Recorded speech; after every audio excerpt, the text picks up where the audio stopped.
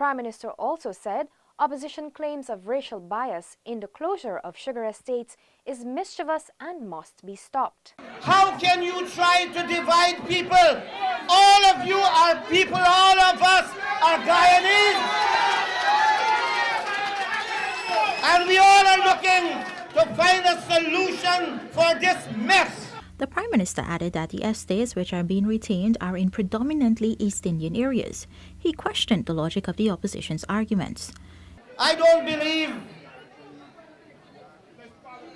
Granger and Nagamutu, because of racial reason, we are protecting and saving 3 factories and estates with 5 sugar-producing areas. The Prime Minister says that government has made a determined effort to curtail the number of persons affected by the reorganization.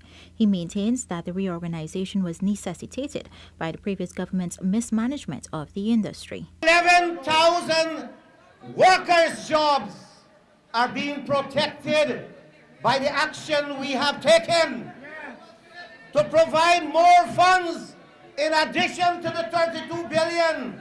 Gaisuco used up every single cent that it has sold sugar for.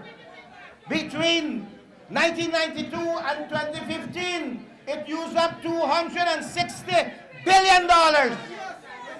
And we know that a lot of incompetence, mismanagement, which Gawu used to point out. When Komal Chan pointed out that in 2010, that there was mismanagement, square pegs in wrong hole, and that friends were being put, politicians were put to run the sugar industry. They said they will de-recognize Gawu. Mr. Jagdeo said he will de-recognize Gawu. The Prime Minister led a team comprising Minister of Agriculture Noel Holder and Minister within the Ministry of Finance Jaipal Sharma to Skeldon to meet with the redundant workers and stakeholders of the sugar industry yesterday. Gabriela Patram for InfoHub.